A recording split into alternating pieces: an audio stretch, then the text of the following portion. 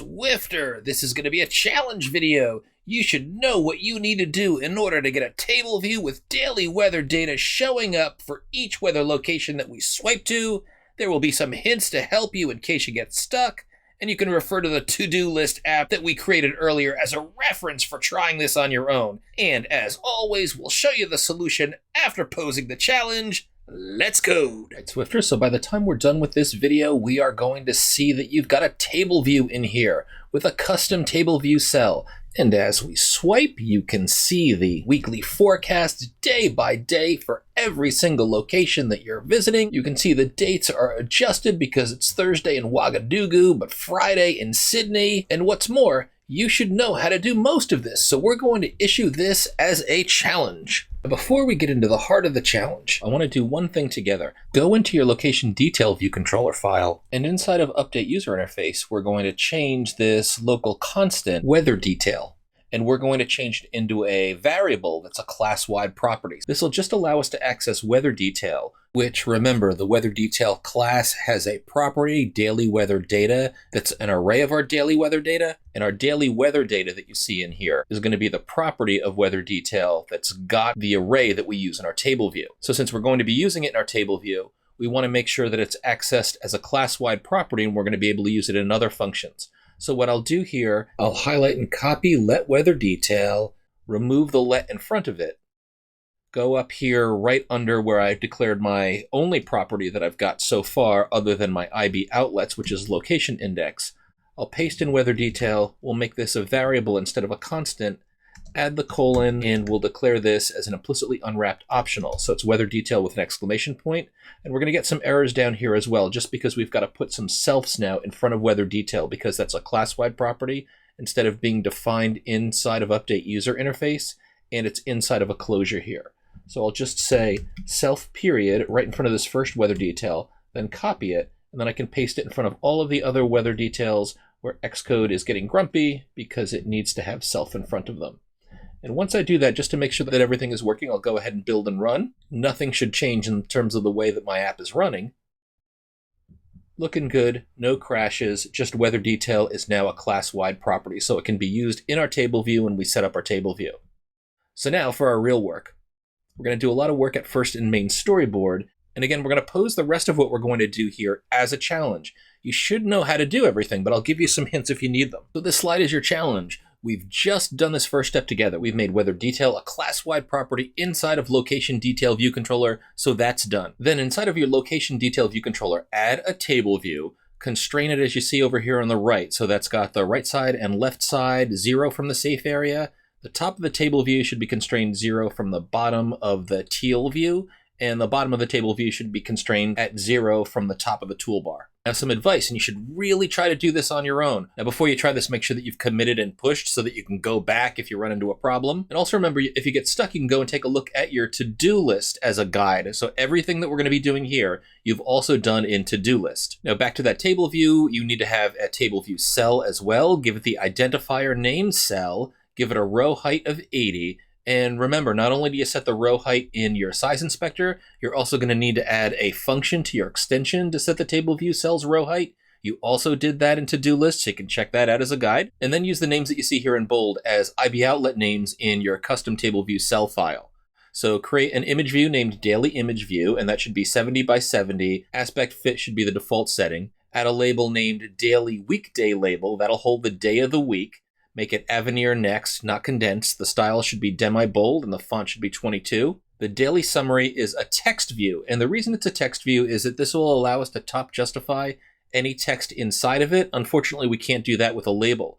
So some of the summary text is just one line, some of it is more than one line. So if we use a text view, that'll just allow all of the summary stuff to come right underneath the weekday name, which I think is a nicer user interface effect. Add some settings to this text view to make sure that it behaves like a label. So in the attributes inspector for the text view, under the behavior setting, make sure that you check off selectable and editable. It should be neither of those. Under scroll view, check off horizontal and vertical indicator. and the background color should be set to no color. That might be listed as default, but it's this white box that you see here with the red line through it. So that means no color. It means the background is transparent. And this will allow you to overlap the text view with the label like I'm showing right here, and the background of the text view then won't overlap or obscure anything in the label above it. Also set the text view's font to Avenir, the style should be book style, and the font size should be 14. Both the label and the text view should have their auto resizing like this, anchored to the top and the left, and the horizontal center bar should also be checked, so showing up in a darker red, and that'll grow the width of this label and text view so that they get larger if they're used on a larger iPhone. Now, daily high label is going to hold the day's high temperature, and it should be Avenir Next, style demi-bold, 22 point, and its text should be aligned to the right. And the daily low label should be a label that holds the low temperature for the day. It should be Avenir, its style should be book, the font should be 18 points, and the alignment also to the right. And both of the temperature labels should have auto resizing, anchoring them to the top and the right. You don't need to do anything for the width. And at this point, you might just want to set up the rest of the table view stuff inside of your location detail view controller, just to make sure that everything works. And I'll show you on the next slide, the hint slide, what this should look like. But it might be a good idea to try this before getting into the custom table view cell stuff, just in case you run into an early snag. Then, since we're creating a custom table view cell, you're going to need to create a new UI table view cell file. And for consistency with what I'm going to show, why don't you name this daily table view cell? Then add all of the UI elements that you created above to this custom table view cell. So that's where you put the IB outlets. You don't put them in the location detail view controller. Then inside this custom cell, the daily table view cell, add a variable named daily weather, and that should hold an instance of the daily weather data class that we created inside of our weather detail. Set this variable up with a property observer just like you did with a custom cell in to-do list, so that any changes in this new daily weather variable will update all of the cell's user interface elements. Remember how we did property observers with did set? And there are a couple of more things that you're going to need to do to work with a custom table view cell. As a hint, I'll tell you inside of your table view cell for ROAT function that's inside of location detail view controller, you need to do a couple of things there. And again, you can look back at your to-do list as a reference. Now, as another hint, if you compare what you did in your to-do list with your new custom table view cell that you're doing here, you aren't going to need a protocol here. So the only reason we did the custom protocol, that's the protocol that's inside of your custom cell in to-do list, is this handled the checkbox setting. But since we're not dealing with a checkbox setting, there's no need to have a custom protocol specifically inside of your table view cell here in WeatherGift. Now, in terms of those hints that I mentioned, if you set up your table view cell but you haven't yet done your custom class, this is what things should look like. So hopefully this is what you've got before you put your custom class in, but if not, here are a bunch of hints. So did you create an IB outlet for your table view? Did you set up the TableView.delegate and TableView.dataSource in your ViewDidLoad? Did you create an extension for the TableView code? Did you name the extension the name of your location detail view controller? Did you adopt the protocols for TableView Delegate and TableView DataSource? And did you include the required methods for those protocols? Now, one of those required methods is the TableView method number of rows in section. Did you set up number of rows in section so that you return the value WeatherDetail.dailyWeatherData.count? Again, WeatherDetail.dailyWeatherData is the array that's going to have all of this stuff in here. So that's where your table view cells are going to get the data. Did you add a method for table view height for ROAT? Remember, that's the one that also needs to be set to 80. So it sets the row height to 80. And also, this is an easy one to overlook. Did you call the TableView.reloadData method inside of update user interface right at the end of your dispatch queue.main.async? If you don't do this, after you get your data, you've never reloaded your table view cells, so none of that data that you got is going to show in your table view. Now, here are some more tips. If you set up your custom class, this is what your app should be looking like in the end. You should have proper data for every single location for all of the days, a week's worth of weather. Now, if this wasn't working for you, here are some hints. Did you set up a UI TableView cell class named Daily TableView Cell? Did you set the TableView cell's identity on the main storyboard using the identity inspector to this new Daily TableView cell? Did you add the outlets to Daily TableView cell? Those are all of the labels and that one text view, as well as the image view that you created a couple of slides ago. In Daily TableView cell, did you add a variable to hold an instance of daily weather data and call it daily weather? with a property observer to update all of the IB outlets when the daily weather value is changed? Did you modify your TableView DQ reusable cell call in cell for row at with the as exclamation point at the end so that it creates a daily TableView cell instead of a UI TableView cell? And again, you can look back to see how you did this in your to-do list application. You're going to do the same thing here, but make sure that you name it with as exclamation point daily TableView cell, because that's the name of the new custom cell you have in this app. And then also in your TableView cell for row at function, you need to make sure that you set your cell's daily weather property to WeatherDetail.dailyWeatherData, and then in brackets indexPath.row. And once that's set, what that should do is it should go ahead and call the property observer to update all of the IB outlets and to make sure that your data is showing. So if you haven't already, why don't you go ahead and pause, give this your best shot, go back and check out those hints if you need to, and resume. Hopefully that worked. We're going to go ahead and do it together right now just in case. So on the main storyboard, in the library, search for a table view and drag it into your location detail view controller. Now with the table view selected, click Add Constraints. Put zeros in all four directions, top, left, right, and bottom. You can click the drop-down arrows to check that you're constraining to the proper item, but the defaults should work here. For example, if I click on the down arrow next to the bottom constraint, I can see that I'll constrain to the toolbar, which is what I want. Just be careful, because if you select the item, it'll put the current value, the distance between them, but you'll need to retype a 0. Then once you have everything set, add 4 constraints. And this is a bit of an Xcode quirk. It looks like it's added a gap between the table view and the teal blue view above it. So what I'm going to do is zoom in here. I'm going to click right on the constraint in between the two, that little line separator. Then I can go up under the attributes inspector. You can see up top, I'm in the attribute inspector for the vertical space constraint, and I'm just going to set the constant to 0. When I press enter, that gap goes away. I'll click back on the table view. I'll increase the number of prototype cells to 1. And just to make sure that my table view is resizing properly, I'm going to go down here, click on a larger iPhone, the max size, everything looks good. I'll go back down to the SE. Now I'll click back on the cell. I'll set the identifier to capital CELL.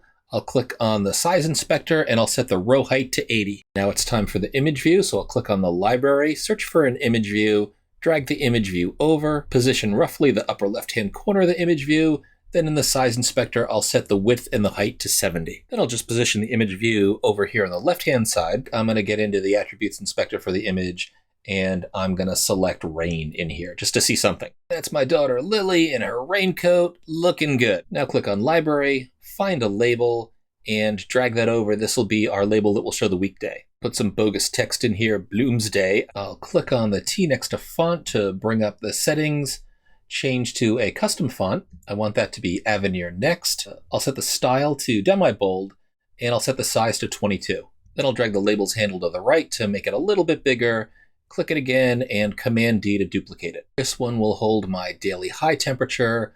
I will set the alignment to right justified. I'll put a large, ridiculous temperature in here just to test the size, 188, and it's Option Shift 8 to get the degree symbol, and I'll shrink down the size of this label and position it in the upper right-hand corner. I'll go to Library, search for Text View, drag it over, try my best to plop it inside of the cell. There it is. I'll position the upper left-hand corner so that the text is going to be lined up with the Bloomsday above it, and I'll change the bogus text inside from all this lorem ipsum to rain, rain, go away, come back another day.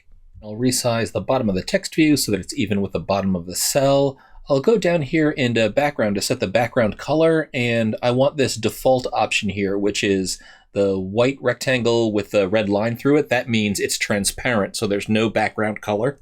And before I change this, the tail of the Y in Bloomsday was obscured, and now you can see it because that background's transparent. Now, text views normally allow you to enter text, but we're going to disable those features so that this behaves more like a label. So we're going to go up here under Scroll View and click off Show Horizontal Indicator and Show Vertical Indicator. Also scroll up to the Behavior attribute and click off Editable and click off Selectable. And then we'll change the font to the custom font Avenir. The style will be Book. I know that's an unusual style, but it's a style for the Avenir font. And for the size, we'll make it 14. So I thought I set it to 14. I just got to adjust it to 14. There we go. Looks good. Now I'll click on the high temperature label and Command D to duplicate it. Position it below the high temperature. It's okay to have a little bit of overlap. I'll give it a ridiculous temperature too. How about negative 88 degrees? And I'll set the font to Avenir, style to book, and the size to 18. Then I'll click on one of my temperature labels and command click to select the second label. Go into the size inspector, and auto resizing should be set so that it's constrained to the top and the right. Then I'll click once on my weekday and command click on the summary. And in auto resizing, those should be constrained to the top left, but I'm also going to click the center width line here so that turns red horizontally, and that'll enable these labels to get larger if the app is running on a larger iPhone. And here it is on a Pro size device. Everything is resizing perfectly, so I'll go back to the SE. Now let's create an outlet for that table view. So I'll click on Location Detail View Controller, Option click back on Main Storyboard, so I'm in the Assistant Editor mode. I'm going to select the table view in the document outline and control drag to release it just below the existing IB outlets. Name it table view, click connect, and click the X next to the main storyboard, so I'm back in the editor. Now, did you remember the steps to set up a table view? Think delegate and data source. So when view did load, I'm going to say tableview.delegate equals self, tableview.data source equals self. Then we'll need an extension, so I'm going to copy the class name, location detail view controller, go to the bottom, type in extension, paste in location detail view controller, colon, then remember table view delegate, table view data source. That'll bring up both protocols that you need, UI table view delegate and UI table view data source. Open and close curlies. Xcode lets us know we need some methods. Stub me, Xcode. Then for number of rows in section, we want to return WeatherDetail.dailyWeatherData. That's our array, .count. Then in cell for row@, it's always let cell equal tableview.dequeue reusable cell. Select the one with the identifier and the index path. The identifier should be in quotes, capital CELL. That's the identifier we gave our cell. And the for index path should be just lower camel case index path. Then we return cell. Let's see if we look like this. That's the output just before we do our custom class, so we'll build and run, but I can remember we forgot a couple of things. Oh man, we don't see anything in our table view cells. I forgot the thing I warned you was easy to forget. I didn't call tableview.reload data after getting the data. So we'll go up to our weatherdetail.getData call, and just before we leave the main queue, we need to call self.tableview.reload data, because we got our data, we just haven't updated our table view. And we'll build and run, and I also forgot to put in the height for row@ function. And I told you to do that in the hints too. I need to pay attention to my own hints. So down here, just before the curly that ends the extension, I'll type in height, and you see that there's a function TableView height for row@. Press return to accept that, and all you need to do is to return the height of the cell, so I'll return 80. Now build and run, and everything looks the way that it should before we go ahead and set up our custom TableView cell. So now let's set up that custom TableView cell. I'm going to right-click on Location List View Controller because I want to put my new TableView cell file underneath that. I'll select New File, CocoaTouch Class, Next. Make sure it's a subclass of UI TableView cell, the cell, and I'll name this Daily TableView cell. Click Next, click Create. I can clear out all of the garbage inside of the class, so I've just got open and close curlies after the class definition. Then let's set its identity, so we'll click on Main Storyboard, click the cell, go to the Identity Inspector, and under Class, we'll select the file we just created, Daily TableView cell. Now let's set up the IB outlets for the Daily TableView cell. Click back on Daily TableView cell.swift, option click on Main Storyboard to get into the Assistant Editor mode. Now in the document outline for Location Detail View Controller, make sure that you go into the cell, into the Content View, and find all of those interface elements, and one by one control drag over and create IB outlets. I'll do the image view first, and I'll give that the name Daily Image View. Bloomsday label will be called Daily Weekday Label. The high temperature will be called Daily High Label. The summary text view will be called Daily Summary View, and the low temperature label will be called Daily Low Label. If I move my cursor on top of all of these black-filled circles, I can see the correct IB outlets are highlighting on the main storyboard, so now I can close the main storyboard by clicking on the X. And now let's set up a variable that's going to hold our daily weather data. We'll make that a property observer, so we'll say var daily weather : upper camel case daily weather data, exclamation point. It's a force unwrapped optional. Now for the property observer part. We've already done this in to-do list, and if you forgot how to do it, hopefully you opened up your to-do list and used that as a reference. We're going to open and close curlies here. Then inside, our property observer is going to fire when we set or we change the value in daily weather. So we'll say did set, open and close curlies. And when we've changed our daily weather, then we should set up our IB outlets. So first it'll be daily image view dot image equals UI image named. And there's one quirk with Xcode. I'm not really sure why this is happening, but it's not doing daily weather in code completion, but our code is going to work. So I'm just going to copy daily weather over here, paste it in after named, and it's going to be daily weather dot daily icon. Then I'll copy and paste weekday daily label, add dot text equals daily weather dot daily weekday. I'll copy and paste daily summary view dot text equals copy and paste daily weather dot daily summary. Then daily high label dot text equals double quotes string interp daily weather dot daily high. And then I'll add the degree symbol after the string interp, shift option 8, whoops, and I put an extra capital I in daily high label, so I'll just do a refactor rename to daily high label, then add daily low label dot text equals, and I'll just copy what I did up for daily high label, but I'll change it so that it's daily weather dot daily low. Magnificent. That should set up our daily table view cell. Let's head over to location detail view controller to finish this off. Now remember, since we're working with a new custom table view cell, we need to modify our DQ reusable cell, because normally what this does is it creates a UI table view cell, but we need to access the specific properties of our new daily table view cell. So we will say as exclamation point daily table view cell. Then on the line below that we'll add cell.dailyweather equals WeatherDetail dot daily weather data. That's our array. Open bracket index path.row, close bracket. And what this will do is it will kick off the property observer associated with daily weather inside our daily table view cell. That will automatically update all of our IB outlets. We're ready to build and run. And everything is looking good. Oh, look at that lovely daily forecast data in our table view. Swipe. There's the Gonzaga forecast, around 60 in Washington State. Swipe. Looking pretty rainy, Georgia Tech. Swipe. Mostly in the 60s at San Francisco State. Swipe one more. Let's see what we got at Boston College here. The weather's not looking so great, but we are going to have near 70 degrees tomorrow. I'm excited about that. So this is looking really good. Before we finish up, let's update just a few more things. Let's get rid of the time that's up in our date label. We did that just to verify that our date was being set properly. We don't need it anymore. Let's also write a function to clear out all of the placeholder data that we have on our main storyboard, so it doesn't say Bloomsday or a temperature of 199 degrees. And it'll also stop that from flashing up briefly as we're waiting for our data to read from DarkSky. And let's also refactor and rename daily weather data to daily weather, just to make it distinguished from the daily weather data array that we created. So first, let's get rid of the time. We'll go into location detail view controller, and if we scroll up to our date formatter, we can just delete everything that's after the D, which is our day.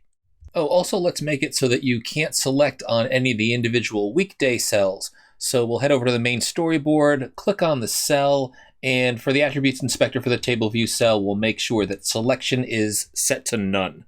Then in WeatherDetail, find the struct up top named daily weather data, right-click, refactor, rename this to just daily weather. Then let's head back to our location detail view controller, and right under view.load, we'll write a function to clear out our user interface, so we'll call that func clear user interface. No parameters passed in, open and close parens, open and close curlies, call it right after super view.load in view.load. Then I want to clear out these 5 user interface elements, the ones that are in the teal view up top. So I'm just going to highlight these, copy them so that I don't have to retype the variable names. I'm going to paste them into clear user interface, then I'll delete all of the front part before the variable names. I'll delete :UI label exclamation point and replace it with dot text equals empty string. And I'm going to use that for my other labels below. So I'm just going to highlight from the dot to the end of the double quotes, copy it, and then replace all of my :UI label down below with this. Now for the image view, I'll set image view dot image equal to UI image, just open and close parens. That'll give me a blank image with nothing in there. I'll build and run. No errors. We don't see any of that residual placeholder text. No 199 degrees. No Bloomsday. Swipe, swipe, swipe, swipe, swipe. Everything is looking great. This is starting to look like a real app Swifter. Hope you're feeling good about your skills. I hope you did well with our challenge. And if not, I hope this was an opportunity for you to refresh your knowledge on some of the things that we learned earlier. Keep at it.